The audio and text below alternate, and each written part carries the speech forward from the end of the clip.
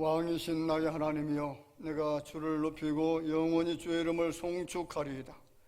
내가 날마다 주를 송축하며 영원히 주의 이름을 송축하리이다.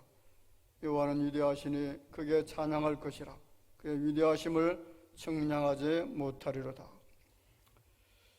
높으신 아버지 하나님, 주께서 베푸신 그 놀라우신 사랑과 크신 은총을 기억하며 택함받은 거룩한 주의 자녀들이 전에 모여서 주 앞에 경배를 드립니다. 온 마음과 정성을 다하여 우리의 모든 삶을 드려 주님 앞에 경배 드릴 때에 주의 성령께서 이전에 하감하시고 은혜로운 예배, 감사로 충만한 예배가 드려질 수 있도록, 말씀으로 성령으로 충만한 예배가 드려지도록 주께서 인도하여 주옵소서.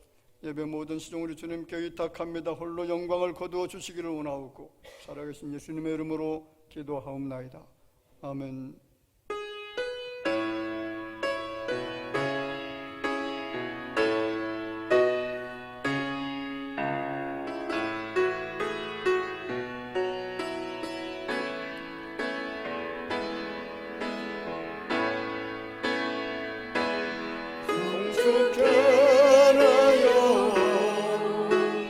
내 영혼 거룩하신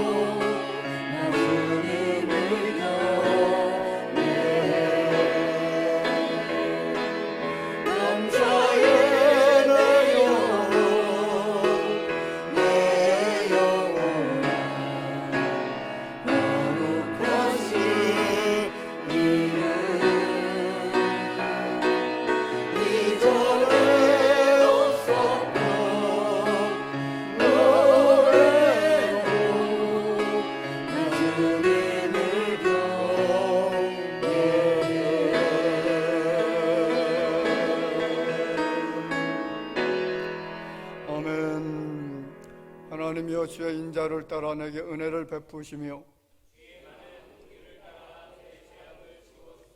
나의 죄악을 맑게 씻으시며 나의 죄를 깨끗이 제하소서.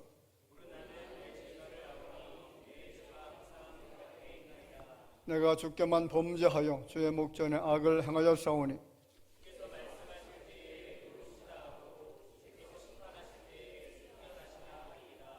내가 죄악 중에서 출생하였으며 우슬초로 나를 정결하게 하소서. 내가 정하리이다. 하나님이여 내 속에 정한 마음을 창조하시고 아멘. 전능하사 천지를 만드신 하나님 아버지를 내가 믿사오며 그 외아들 우리 주 예수 그리스도를 믿사오니 이는 성령으로 잉태하사 동정녀 마리아에게 나시고 본디오 빌라도에게 고난을 받으사 십자가에 못 박혀 죽으시고 장사한 지 사흘 만에 죽은 자 가운데서 다시 살아나시며 하늘에 오르사 전능하신 하나님 우편에 앉아 계시다가 저리로서 산자와 죽은 자를 심판하러 오시리라. 성령을 믿사오며 거룩한 공예와 성도가 서로 교통하는 것과 죄를 사하여 주시는 것과 몸이 다시 사는 것과 영원히 사는 것을 믿사옵나이다. 아멘.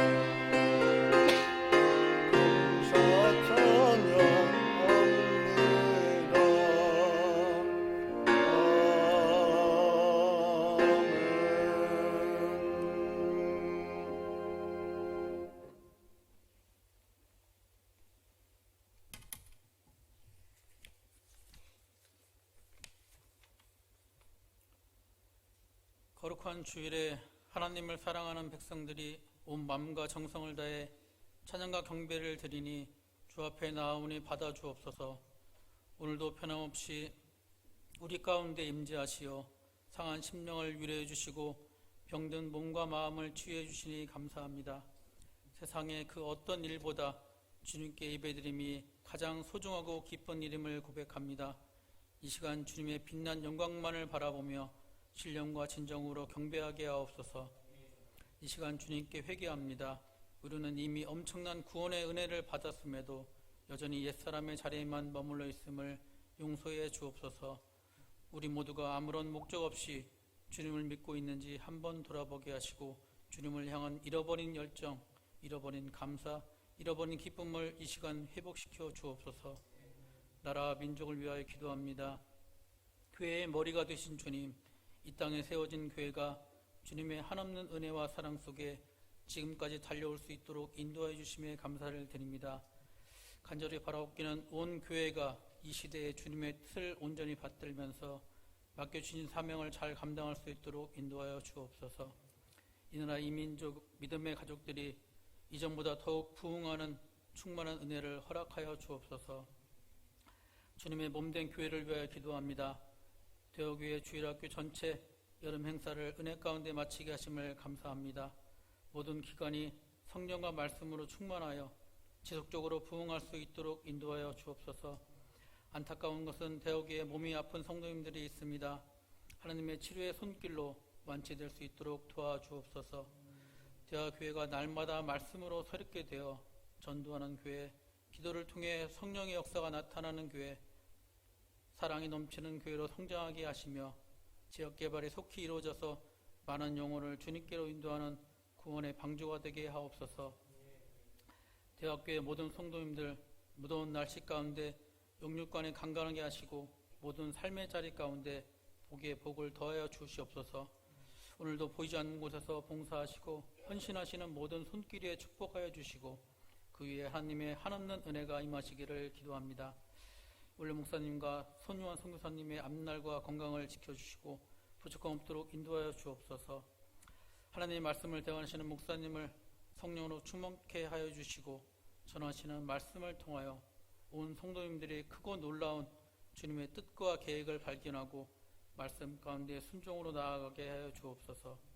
예배의 모든 시종을 주님께 의탁드리며 우리를 위해 죽으시고 부활하신 예수님의 이름으로 기도드립니다.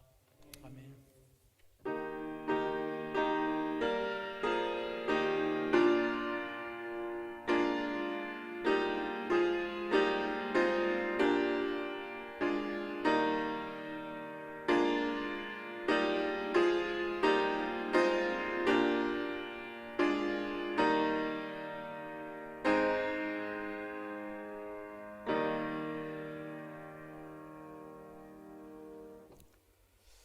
성경 말씀을 보겠습니다. 봉독해 드릴 말씀은 출애굽기 19장 1절 말씀부터 6절까지입니다. 출애굽기 19장 1절부터 6절 말씀까지 우리 다 같이 함께 봉독하도록 하겠습니다. 이스라엘 자손이 애굽 땅을 떠난 지 3개월이 되던 날 그들이 시내 광야에 이르느라 그들이 르비딤을 떠나 시내 광야에 이르러 그 광야에 장막을 치되 이스라엘이 거기 산 앞에 장막을 치느라 모세가 하나님 앞에 올라가니 여호와께서 산에서 그를 불러 말씀하시되 너는 이같이 야곱의 집에 말하고 이스라엘 자손들에게 말하라. 내가 애굽 사람에게 어떻게 행하였음과 내가 어떻게 독수리 날개로 너희를 업어 내게로 인도하였음을 너희가 보았느니라. 세계가 다 내게 속하였나니 너희가 내 말을 잘 듣고 내 언약을 지키면 너희는 모든 민족 중에서 내 소유가 되겠고 너희가 내게 대하여 제사장 나라가 되며 거룩한 백성이 되리라. 너는 이 말을 이스라엘 자손에게 전할지니라. 아멘. 시내산 언약이라고 하는 말씀으로 다 같이 말씀을 증거하면서 은혜에 되는 귀한 시간 될 줄로 믿습니다. 사실 오늘 말씀은 약간 좀 신학적인 면이 있기 때문에 이해하기가 좀 어려운 분들도 없지 않아 있을 줄로 그렇게 생각합니다. 깊이 있게 우리가 좀 집중해서 말씀을 대하면 더 큰 은혜가 나타나게 될 줄로 믿습니다. 자, 시내산이라고 하는 산에 대해서 여러 그 학자들은 이스라엘에 있는 그런 산이다, 아니면은 사우디의 어느 근방에 있는 산이다, 또 어떤 사람들은 이란 쪽에 아마 시내산이 있을 것이다, 그렇게 가정을 하고 있습니다. 성지 순례를 하다 보면 저 시내산에 다 올라가거든요. 저도 이제 한번 올라가 본 적이 있는데 나무가 거의 없는 그런 산이기도 하고 굉장히 좀 황무한 산처럼 그렇게 보이는데, 자, 이 산에서 하나님과 모세가 만나게 되어지고 거기서 언약이 체결되어지는 놀라운 사건이 발생하게 되어지죠. 자, 이 시내산 명칭을 하루 시나이라고 하는 그런 원문의 단어로 설명을 합니다. 시나이 반도, 그럼 이제 시내산에 있는 반도, 그렇게 이해하면 될 것 같습니다.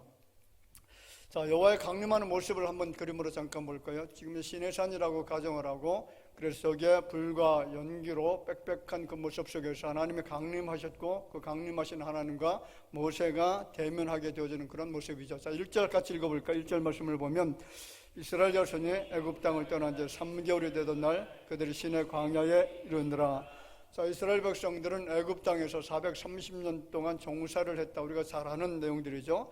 자, 애굽 땅이라고 하는 지역은 우상 숭배가 만연했던 지역이고 하나님을 알지 못하는 족속들이 살고 있었던 그런 나라죠. 그 나라에서 하나님의 언약 백성들이 오랜 기간 동안에 노예 생활했습니다. 엄청난 고난과 고통을 당했던 그 백성들을 하나님이 긍휼히 여겨 주셔서 그래서 그들을 애굽의 바로의 그 강력한 선악에서 빼내게 되어지고요. 그 빼낸 백성들을 젖과 꿀이는 가나안 땅에 이르기 전에 광야로 들어가도록 하셨죠. 그 광야에서 물을 마시게 하시고 먹을 양식을 허락해 주시고 구름기둥과 불기둥으로 인도해 주시면서 그 백성들을 끊임없이 돌보시고 도우시는 그리고 보호하시는 하나님의 은혜 역사를 경험할 수가 있었다는 겁니다.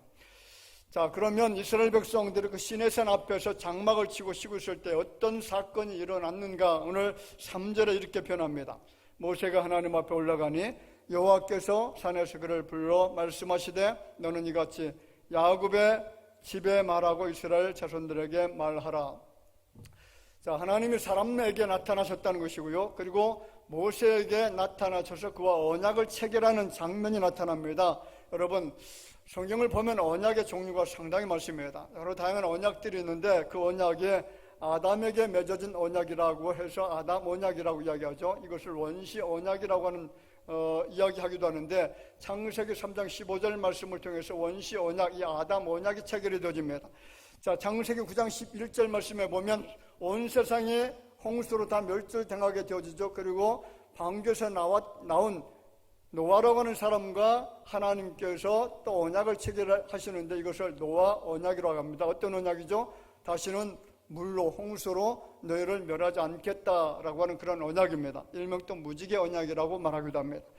자, 그 다음에 이어진 언약이 창세기 12장 1절에 나타나는 말씀인데 거기에 보면 하나님이 아브라함에게 찾아오셔서 아브라함과 또 언약을 체결하시는데 같이 읽어볼까요?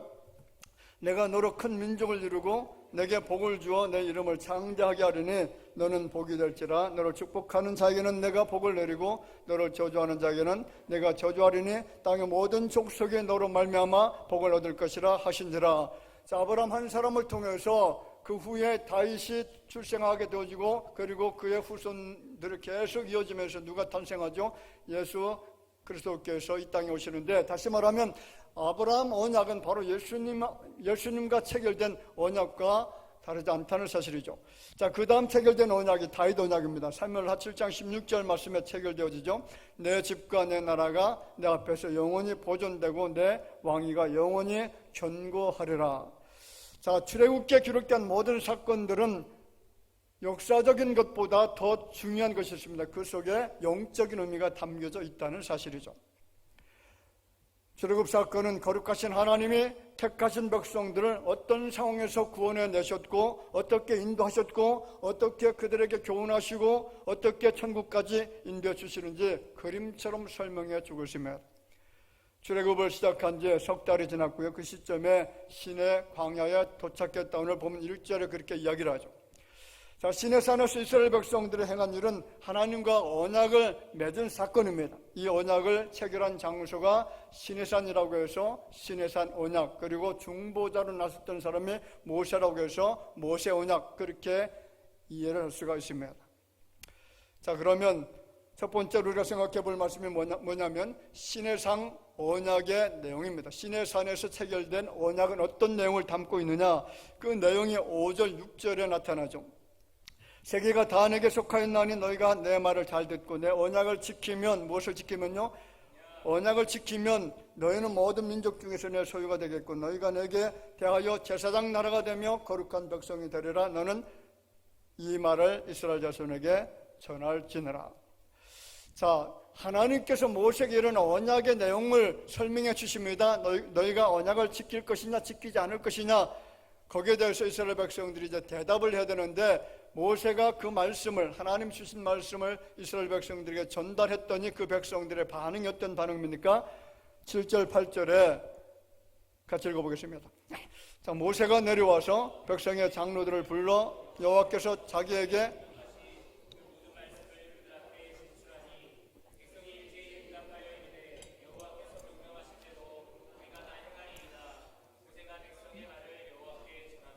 예. 자, 하나님이 모세에게 말씀을 주셨죠. 언약의 말씀을 주었습니다. 모세는 그 언약의 말씀을 백성들에게 전달했습니다. 그 백성들의 반응이 뭡니까? 여호와께서 명령하신 대로 우리가 다 행하리이다. 만약에 행하지 않겠다 말하면 언약이 체결이 안 되겠죠. 약속을 했습니다. 그런데 약속을 나는 지키지 않겠다라고 말하면 그 약속이 체결된 것이 아니잖아요. 그런데 이스라엘 백성들은 하나님께서 우리에게 주신 말씀이기 때문에 우리가 다 그 말씀을 지켜 행하겠습니다. 약속이, 언약이 체결된 겁니다. 자, 이 순간이 하나님과 백성들 사이에 언약이 체결되는 굉장히 중요한 순간입니다. 시내산 언약을 어떻게 이해하느냐에 따라서 성경에 대한 이해가 완전히 달라지기 때문에 이 시내산 언약을 바르게 해석하는 것이 굉장히 중요합니다. 특별히 성경 전체를 이해하는 시스템에 따라서 신학이 크게 두 갈래로 갈라지는데, 하나는 여러분 루터와 칼빈이 가르친 개신교 정통신학, 그것이 개혁주의 신학이라고 말하죠. 자, 그런데 또 다른 하나의 신학이 있는데 세대주의 신학이라는 것이 있습니다. 이제 나중에 제가 설명드릴게요. 자, 그럼 두 번째로 시내산 언약과 다른 언약들과는 어떤 관계가, 어떤 릴레이션십이 있느냐라는 거죠. 자, 성경을 보면 많은 종류의 언약이 있다라고 했습니다. 아담 언약이 있고 노아 언약이 있고 아브라함 언약이 있고, 그리고 다윗 언약과 같은 언약들은 시내산 언약과 어떤 연관성이 있느냐, 어떤 관련이 있느냐라는 거죠. 자, 갈라디아서 3장 15절 이하의 말씀에 시내산 언약을 이해하는데 굉장히 중요한 내용들이 나타납니다. 제가 읽어드릴게요. 형제들아, 내가 사람의 예대로 말하노니 사람의 언약이라도 정한 후에는 아무도 폐하거나 더하거나 하지 못하느니라. 자, 사람들과의 관계, 언약 관계가 중요하다는 겁니까? 하지 않다는 겁니까? 자, 사람들과의 약속도 굉장히 중요하다는 거죠. 지켜야 된다는 겁니다. 이 약속들은 아브라함과 그 자손에게 말씀하신 것인데, 자, 여럿을 가리켜 그 자손들이라 하지 아니하시고 오직 한 사람을 가리켜 내 자손이라 하셨으니 곧 그리스도라. 내가 이것을 말하노니 하나님께서 미리 정하신 언약을 430년 후에 생긴 율법이 폐기하지 못하고 그 약속을 헛되게 하지 못하리라. 자, 순차적으로 말하면요, 아브라함 언약이 먼저 있었는데 후에 등장한 시내산 언약, 모세와 체결된 그 언약이 아브라함 언약을 폐할 수 없다라는 거죠. 아브라함 언약에 문제가 있어서 하나님은 모세에게 또 다른 언약을 주신 것이 아니다라는 거죠. 시내산 언약이 새로운 구원의 길이 아니다라는 겁니다. 자, 보시기 바랍니다. 시내산 언약을 체결한 이스라엘 백성들은 이미 홍해를 건너온 사람들이죠. 자, 그들은 구원받은 하나님의 백성들이 되었습니다. 이미 구원을 받은 백성들에게 새로운 구원의 길이 필요해서 또 다른 언약을 체결한 것이 아니다라는 거죠. 시내산 언약은 구원을 위해서 주신 것이 아니다라는 겁니다. 자, 그러면 하나님께서 시내산 언약을 체결한 이유가 도대체 뭐냐? 여러분, 구원받은 사람들의 삶의 방향성을 이야기하는 겁니다. 어떻게 살아야 하나님의 거룩한 의의 백성으로 하나님의 자녀답게 살 수 있는 것이냐? 하나님의 백성들은 이 율법의 말씀들을 지키면서 행하면서 살아가는 것이 옳은 것이다. 그 삶의 방향성을 이야기하고 있다는 거죠. 자, 보시기 바랍니다. 시내산 언약을 통해서 하나님께서는 이스라엘 백성들이 지켜야 될 10계명이라는 법을 줬죠. 그리고 613가지의 법을 줬습니다. 순종하라, 순종하지 말아라, 순종해야 될 법, 그리고 따라야 될 법, 그리고 지켜야 될 것, 안 지키면 안 되는 이런 내용들을 그들에게 주었습니다. 자, 그러면 계명이 무엇일까? 10계명이 무엇입니까? 이것을 지켜야 구원받는 것이 아니다라고 했죠. 이미 구원받은 백성들이 어떻게 살아가야 되느냐, 그 삶의 기준을 제시하는 것이 바로 10계명입니다. 자, 미국의 스코필드라고 하는 아주 유명한 학자가 한 분 있습니다. 신학자인데 성경 역사를 7가지 시대로 분류해서 책도 쓰고 설교도 하는 그런 사람들인데, 이 사람 영향을 우리 한국교회도 굉장히 많이 받았습니다. 자, 이 사람 7시대를 어떻게 나누냐면 무제시대가 있다고 해요. 첫 번째가 무제시대. 자, 아담이 범죄하기 이전의 시대를 무제시대라고 이야기합니다. 자, 또 한 가지는 아담 이후부터 노아 시대까지 양심 시대가 존재한다. 그리고 세 번째는 인간 통치 시대, 네 번째가 약속 시대, 다섯 번째가 율법 시대, 그리고 여섯 번째가 은혜 시대, 그리고 천년 왕국 시대가 있다. 그렇게 주장합니다. 자, 그리고 이 7시대마다 각각 하나님이 새로운 구원의 길을 제시했다라고 이야기를 하죠. 양심 시대는 양심을 따라 살면 어떻게 한다고요? 구원받는다라는 그런 논리죠. 율법을 지키지 않아도 예수 그리스도가 존재하지 않는다라고 할지라도 예수 그리스도의 흘리신 보혈의 능력과 그 보혈의 은혜가 없다라고 해도 양심을 따라서 지켜 살면 어떻게 한다고? 구원받을 수 있다, 이렇게 주장했다는 거죠. 율법 시대는 율법을 따라 살기만 하면, 율법을 지키기만 하면 구원받는다라고 그렇게 주장합니다. 하나님께서는 각 시대마다 다른 구원의 길을 제시해 주셨다는 것을 강조하고 있죠. 자, 이것을 세대주의라고 합니다. 무슨 세대라고요? 무슨 주의라고요? 세대주의. 자, 이 스코필드라고 하는 사람은 구원의 길이 각 시대별로 달라진다, 그렇게 주장을 합니다. 그래서 율법 시대는 율법을 지켜야만 구원받는다라고 했죠. 자, 이 주장이 맞습니까? 맞지 않습니까? 자, 그렇죠. 하나님은 무엇을 지켜야만 구원받는다라고 말씀하신 것이 아니라 구원받은 백성들은 마땅히 이런 법을 지키면서 사는 것이 옳은 것이다, 이것을 이야기하고 있다는 겁니다. 하나님 앞에서 모세가 율법을 지킬 것을 약속하였지만 사람들이 율법을 지키지 못하고 실패했기 때문에 어쩔 수 없이 은혜로 구원받아야 된다, 이것이 맞아요? 틀려요? 안 맞는다는 거죠. 자, 율법으로 구원받을 수 없기 때문에 은혜 구원이 필요하다라고 이분법적으로 해석하게 되어지면 어떤 문제가 생기냐면 율법을 폐기해야 된다는 거죠. 율법 폐기론자가 생긴다는 겁니다. 여러분, 지금도 여전히 율법은 굉장히 중요합니다. 10계명을 지키는 것이 여전히 유효하다는 거죠. 왜 중요합니까? 율법을 주신 것도 여러분 하나님의 은혜로 주어진 겁니다. 하나님께서 예정 밖에 있는 사람들에게 율법을 지키라고 말씀하지 않았다는 거죠. 구원과 관계없는 사람들에게 율법을 지켜야 된다, 그렇게 말씀할 이유가 전혀 없다는 겁니다. 그렇습니다. 여러분, 우리는 이미 구원받은 하나님의 자녀들입니다. 이걸 염두에 반드시 두셔야 됩니다. 우리는 이미 구원받은 하나님의 백성들이다. 이미 구원받기 위해서 택함받은 자녀들이다라는 거죠. 그리고 율법이 주어지는 사람들 역시 구원받은 사람들입니다. 구원받은 사람들에게 율법이 주어졌다는 거죠. 그렇다면 계명을 지키면서 사는 것은 지금도 유효한 하나님의 명령인 줄로 믿으시기를 바랍니다. 자, 그런데 세대론자들은 자, 사람들이 율법을 다 지킬 수가 없고 그 율법으로 구원받을 수 없기 때문에 율법은 폐기되어져야 되고 다른 구원의 은혜가 있어야 되는데 그것이 바로 예수 그리스도를 통해서 구원받는 은혜 시대가 있어야 된다라고 주장을 하죠. 여러분, 물어보겠습니다. 우리가 율법을 지켜야만 구원받을 수가 있습니까? 자, 아니죠. 율법이 주어진 사람들은 이미 구원받았기 때문에 구원받은 사람들은 어떻게 살아가야 되는지 거기에 대한 삶의 기준, 그것이 바로 율법이라고 했습니다. 성경에 기록되어 있는 많은 언약들이 있지만은 하나님의 약속은 여러분 단 한 가지밖에 없습니다. 신구약 성경 창세기로부터 요한계시록에 이르기까지 하나님은 단 한 가지 약속을 주었습니다. 그 한 가지 약속이 어떤 약속이죠? 죄인된 사람들이 타락한 백성들이 하나님의 은혜를 통해서 누구를 통해서 구원받는다고요? 예수 그리스도 십자가 달려 돌아가신 그 보혈의 은총을 통해서만 우리가 구원받는다. 이 약속 한 가지밖에는 존재하지 않습니다. 에베소서 2장 12절 말씀 한번 읽어볼까요?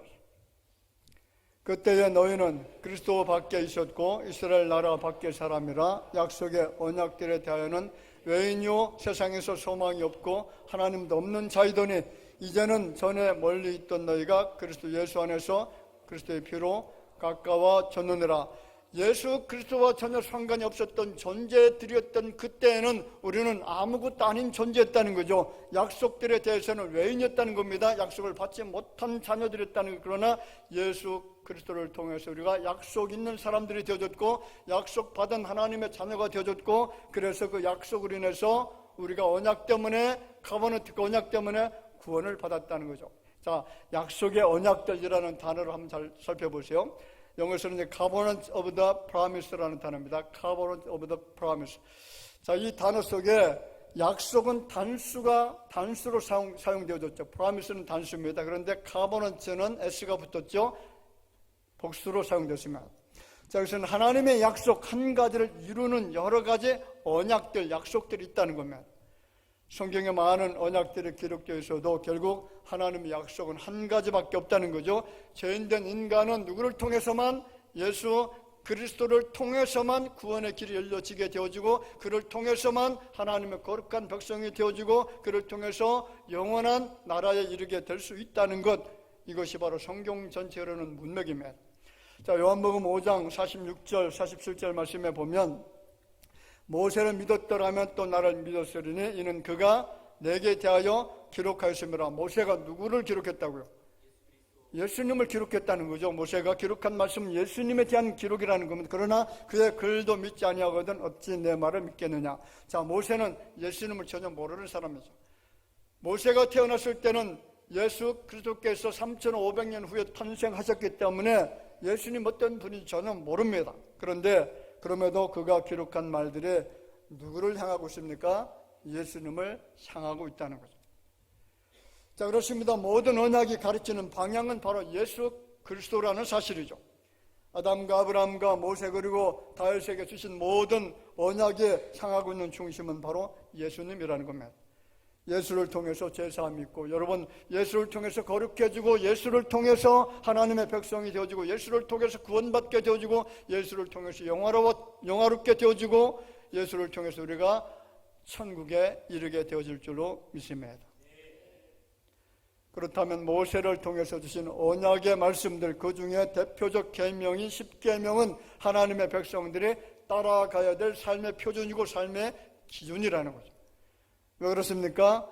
하나님께 구원받은 하나님의 백성들이 하나님을 기뻐하면서 살아가야 될 삶의 규범이기 때문에 그렇다는 거죠. 그런데 여러분, 문제가 무엇일까요? 문제가 무엇입니까? 인간은 죄의 본성이 있다고 했습니다. 이 죄의 본성을 가지고서는 율법을 지킬 수가 있어요, 없어요? 하나님의 말씀 10계명을 비롯해서 수많은 약속의 말씀들이 있는데 그 말씀 지킬 수 있는 능력이 없다는 거죠. 죄의 본성은 우리를 계속해서 죄로 이끌어갑니다. 말씀을 지키지 못하도록 합니다. 그 약속의 말씀을 따라서 순종하지 못하도록 한다는 거죠. 자, 그러면 하나님께서는 하나님의 자녀들의 죄의 본성의 지배를 받으면서 그냥 방치하실까요? 자, 로마서 8장 26절 말씀을 한번 보겠습니다. 같이 읽어볼까요? 이와 같이 성령도 우리의 연약함을 도우시나니 우리는 마땅히 기도할 바를 알지 못하나 오직 성령이 말할 수 없는 탄식으로 우리를 위하여 친히 간구하시는더라. 그렇습니다. 여러분, 성령께서도 죄의 본성의 지배를 받으면서 죄의 요구를 거절하지 못하고 있는 우리의 연약함을 아신다는 거죠. 우리의 연약함을 너무나 잘 아시는 분이시기 때문에 성령께서 우리의 연약함을 도우신다고 했습니다. 끝까지 천국에 이룰 수 있도록, 구원받을 수 있도록, 하나님의 자녀로서 삶의 방향에서 흐트러지지 않도록, 죄의 길에 넘어지지 않도록 어떻게 하십니까? 우리를 도우신다라고 했습니다. 여러분, 성령 하나님의 도우심이 지금도 역사하고 있는 줄로 믿으시길 바랍니다. 우리는 연약합니다. 부족합니다. 나약합니다. 말씀을 지킬 수 있는 힘이 없습니다. 무능합니다. 그 죄악의 속박에서 벗어날 수가 없습니다. 그러나 우리의 연약함을 아시는 성령님께서 죄악의 속박에서 무너지지 않도록, 이 죄의 권세 아래 놓이지 아니하도록 우리를 도우시고 우리를 지켜주셔서 구원받도록 인도해 주실 줄로 믿으시기를 주 이름으로 축원을 드립니다. 자, 빌립보서 1장 19절에 이렇게 말하죠. 이것이 너희의 간구와 예수 그리스도의 성령의 도우심으로 나를 구원에 이르게 할 줄 아는 거로. 누구의 도우심으로 구원에 이른다고요? 누구의 도우심으로? 성령의 도우심으로. 성령 하나님의 도우심으로 우리는 구원에 이르게 되어질 줄로 의심 없이 믿기를 주 이름으로 축복을 드립니다. 자, 세 번째, 언약의 대상입니다. 언약의 대상은 도대체 누가 있을까요? 여러분, 두 가지로 나눌 수가 있는데, 첫째는 홍해를 건너온 이스라엘 백성들이 바로 언약을 체결한 대상이라는 것. 자, 하나님의 언약의 당사자로 이방의 모든 민족을 정하신 것이 아닙니다. 홍해를 건너온 이스라엘 백성들에게만 언약을 체결했다는 거죠. 그 주변에는 많은 나라들이 있잖아요. 어떤 나라들 있죠? 그 당시에 애굽이라는 나라들, 그리고 수많은 주변에 있는 많은 종족들, 민족들이 있는데 그들과 언약을 체결한 것이 아니라 이스라엘 백성들, 홍해를 건넌 백성들과 체결했습니다. 또 한 가지는, 자, 4절 같이 읽어보겠습니다. 4절 말씀. 내가 애굽 사람에게 어떻게 행하였음가? 내가 어떻게 독수리 날개로 너희를 업어 내게로 인도하였음을 너희가 보았느니라. 자, 이스라엘 백성들은 구원받은 백성들이죠. 그래서 그 백성들과 언약이 체결되었습니다. 구원받지 못한 사람들과는 언약이 체결되지 않습니다. 자, 두 번째는 특별히 구별되어서 하나님의 소유가 되어진 백성들, 그 사람들이 어떤 사람들일까? 특별히 구별된 사람들 누굽니까? 오늘 여기 앉아있는 여러분들이죠. 하나님이 특별히 성별해 주십니다. 특별히 구원받도록 하시기 위해서, 구원시키기 위해서 성별해 놓은 백성들이 바로 오늘 여기 계신 대화교회 사랑하는 성도가 되는 줄로 믿으시기를 바랍니다. 5절에 이렇게 말합니다. 세계가 다 내게 속하였나니 너희가 내 말을 잘 듣고 내 언약을 지키면 너희는 모든 민족 중에서 내 소유가 되겠고. 자, 이 구절을 여러분 잘 이해를 하셔야 됩니다. 이건 조건이 달렸다고 해서 조건절로 이해를 하면 안 된다는 거죠. 이 구절은 하나님의 소유된 백성이 마땅히 하나님의 말씀을 잘 듣고 언약을 잘 지켜야 될 것이 아니냐, 그런 뜻입니다. 지키면 그런 뜻이 아니라 잘 지켜야 될 것이 아니냐라는 그런 질문을 말하고 있다는 겁니다. 언약을 잘 지키면 구원받는다는 의미가 아니다라는 거죠. 인생은 죄와 본성 때문에 언약을 지킬 능력이 없다라고 말씀을 드렸습니다. 어떻게 십계명을 다 지킬 수가 있습니까? 못 지킵니다. 어떻게 모세 율법을 613가지나 되는 그 많은 법들을 지킬 수가 있습니까? 못 지킵니다. 바리새인들이라고 할지라도 지키지 못합니다. 그러므로 언약 체결은 구원받기 위한 것이 아니라 구원받은 자가 어떻게 살아야 되는지 삶의 방향이라는 거죠. 너희가 내 언약을 잘 지키면 비로소 내 백성이 될 것이다. 맞습니까? 틀립니까? 그런 의미가 아니다라는 거죠. 모든 모세 언약의 체결 당사자는 이미 구원을 받은 하나님의 백성들이라는 거죠. 여러분, 하나님이 택정하셨으면 그 백성들은 버리지 않습니다. 반드시 구원시켜 주실 줄로 믿습니다. 이 은혜를 어떤 은혜라고 이야기했죠?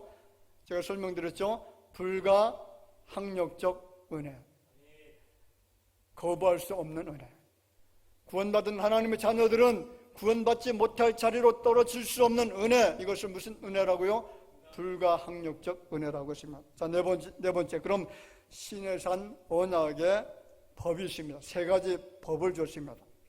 자, 출애굽기 20장부터 35장 말씀까지 쭉 읽다 보면 모세가 시내산 꼭대기에서 올라가서 하나님으로부터 율법을 받은 내용들이 있잖아요. 율법을 세 가지로 구분하는데 그 첫 번째 법이 도덕법입니다. 무슨 법이라고요? 자, 도덕법은 아담이 창조될 때부터 인간의 양심 속에 넣어주신 것이죠. 무엇이 죄가 되는 것이고 그리고 죄가 안 되는 것인지 인간의 양심을 통해서 선과 악을 분별할 수 있다는 겁니다. 양심은 부모를 공경하지 않는 것이 죄가 된다는 것을 고발하죠. 양심은 살인과 간음과 거짓말하는 것과 도둑질하는 것이 죄가 된다는 것, 그것을 양심을 통해서 고발하고 있습니다.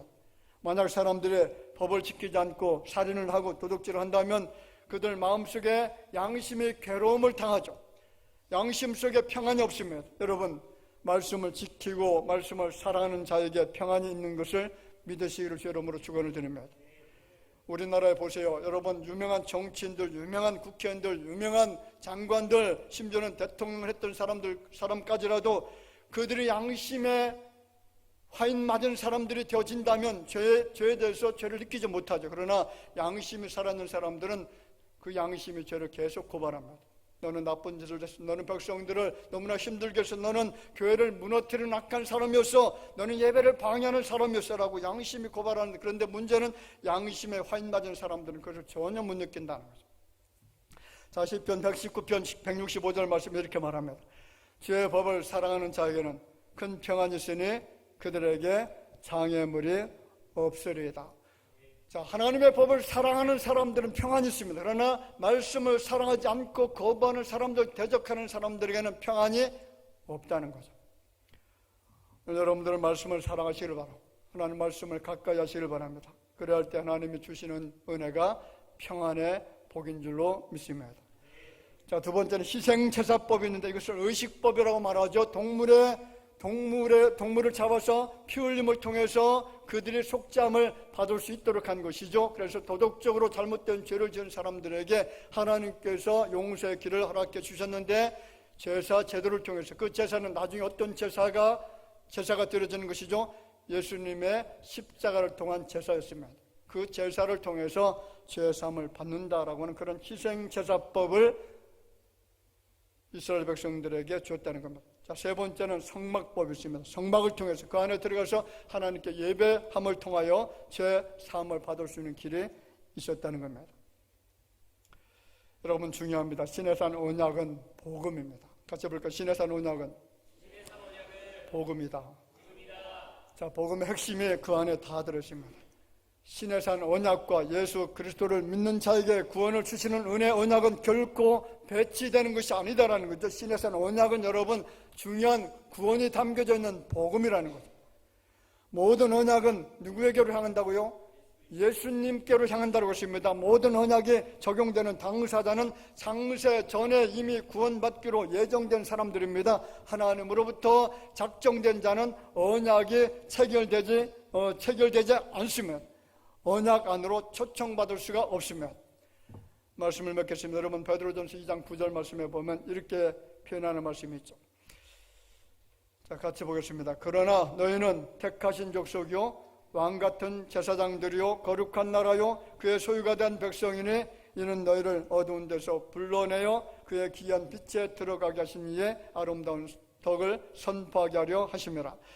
자, 우리를 향해서 뭐라고 합니까? 너희는 택하신 족속이요, 이미 택함을 받았다는 거죠. 하나님이 만세전에 창세전에 우리를 예정해 주셨고 내가 너를 거룩한 백성으로 자녀로 구별해 놓았다. 그러므로 너는 구원받은 나의 자녀다. 이것이 이미 확정되어졌다는 거죠. 확정되어질 것이다, 그게 아니다라는 겁니다. 미래 시제가 아닙니다. 여러분, 세대주의자들은 미래 시제를 자꾸 사용하죠.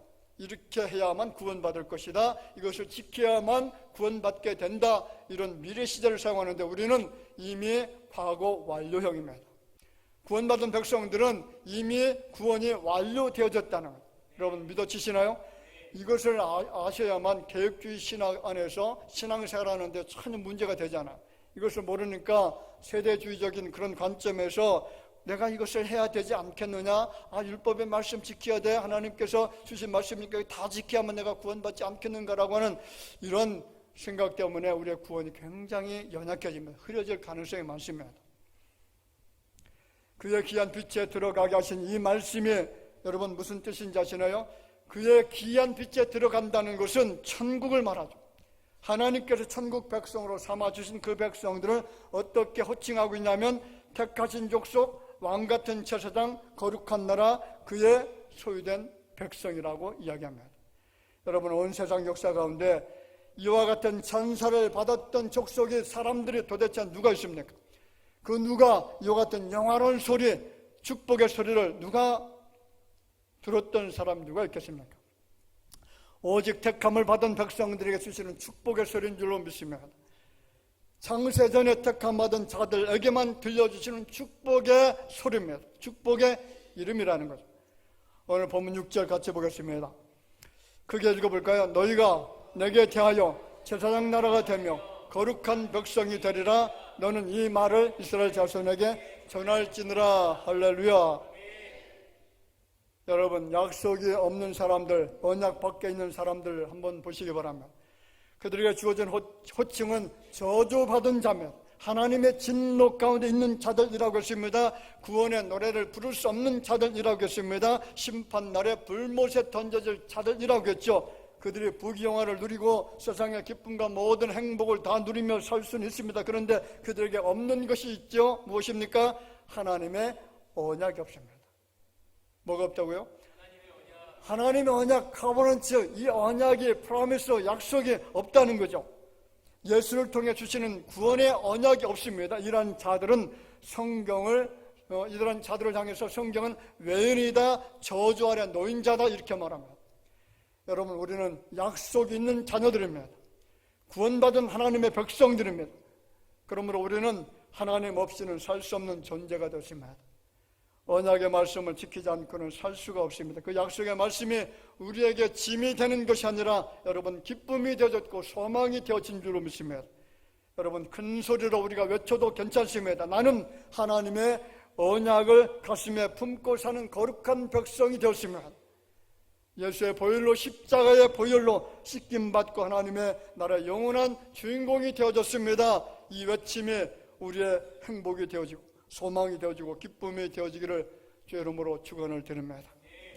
기도합시다. 아버지 하나님 은혜를 감사합니다. 우리는 만세전에 창세전에 하나님께서 기뻐해 주셔서 택함받은 구원받은 주님의 자녀가 되어진 줄로 믿게 하여 주옵소서. 우리는 외인이 아닙니다. 저주받은 자들이 아닙니다. 언약이 없는 자들이 아닙니다. 하나님께서 예수 그리스도를 통해서 언약을 주었고 약속을 주신 것은 바로 나를 구원해 주시겠다고 하는 하나님의 놀라신 축복의 소리인 줄로 믿게 하여 주시고 이 약속 붙들고 정말로 하나님의 구원에 대해서 감사하고 찬송하고 그래서 말씀을 지키면서 주님을 영화롭게 할 수 있는 믿음의 걸음들이 우리 가운데 그 행보들이 나타나게 하여 주실 줄로 믿사옵고 살아계신 예수님의 이름으로 기도하옵나이다. 아멘.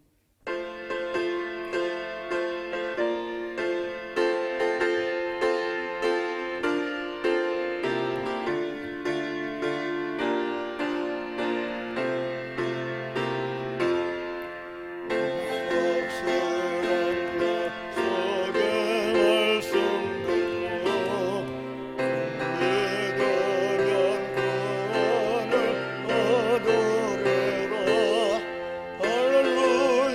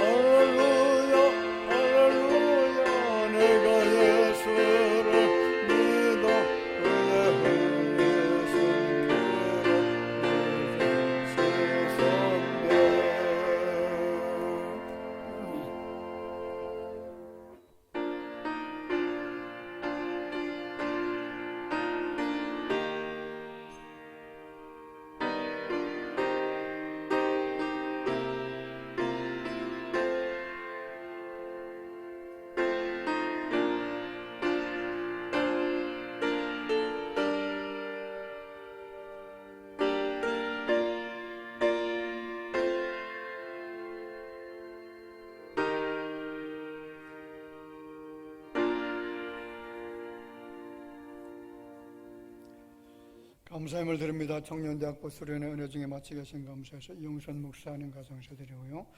이동혁 장로님, 장기란 군사님, 가정과 좋은 창호 사업장을 해서 조병식 장로님, 박연희 군사님, 이종혜 군사님, 곽태환 집사님, 조혜숙 군사님, 천상호 집사님, 최영 군사님, 아들 태환이 태어남 감사해서 김미숙, 안미숙 집사님 드렸습니다. 온전하게 치료해 주셔서 감사가 넘치게 없어서 한영수 집사님, 김성희 군사님, 감사함으로 찬양 드리고 기도하게 없어서 이기선 비혼자 집사님, 가족들의 건강을 지켜주옵소서 김덕준 집사님, 정순자 군사님, 김미진 집사님 드립니다. 모명으로 정봉호 장유리 집사님, 항상 인도해 주시고 자녀들 건강함으로 지켜주신 감사해서 조영자 집사님, 조재목 성도님, 영철과 총명과 비상한 지혜 허락하옵소서. 홍윤호 성도님, 은혜 중에 청년부 수련회 마치게 하신 감사합니다. 말씀의 열정을 회복하는 청년 되게 없어서. 정민호 성도님, 늘 동행하시는 주님께 감사합니다. 이명석, 이우석 성도님,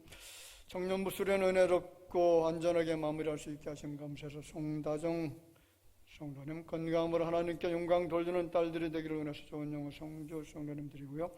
청년대학부 수련회 잘 마치게 하신 감사합니다. 무명으로 드립니다. 무명으로 드렸습니다. 11점을 드립니다. 이용석 장로님, 이미숙 권사님, 권재숙 사모님, 이동혁 장로님, 장기란 권사님, 이정혜 권사님, 임남욱 집사님, 김종림 집사님, 배하덕 집사님, 정봉호 장유리 집사님 드렸습니다. 선교원금, 구정금, 주정원금, 정무성을 다해서 주님 앞에 드립니다.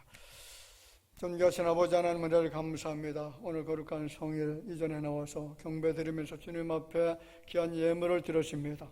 하나님께서 이 땅에 살아가는 동안에 예수 그리스도를 알게 하시고 믿게 하시고, 그리고 주님을 섬기게 하시고, 건강 주시고, 사업터를 허락해 주시고, 그리고 일손을 허락해 주어서 얻어진 물질을 주님 앞에 감사함으로 드렸습니다. 그리고 여러 가지 소원 담아 주 앞에 드려진 손길들도 있습니다. 약속의 말씀 의지해서 주 앞에 드리는 손길도 주님께서 기억하여 주옵소서. 많은 생명을 구원하기 위해서 선경 헌금을 드립니다. 연약한 자들을 위하여 구제 헌금도 주님 앞에 드렸습니다. 여러 가지 목적을 가지고 주 앞에 드려진 예물들이 주님 앞에 아름답게 쓰임받게 하여 주시고 사용되게 하여 주시어서 30배, 60배, 100배 좋은 결실을 맺을 수 있는 은총의 물질이 되게 하여 주실 줄로 믿습니다. 자비로우신 아버지 하나님, 특별히 육체적으로 연약한 지체를 가지고 있는 자녀들이 있습니다. 하나님께서 아십니다. 권능과 능력의 손으로 치료의 손길로 만져 주옵소서. 치료의 광선을 비추어 주셔서 정결케 하시고 깨끗하게 고쳐 주옵소서. 회복되는 은혜를 허락하여 주옵소서. 이 예물이 사용되어질 때마다 하나님 영광을 거둬 주시기를 원하옵고, 살아계신 예수님의 이름으로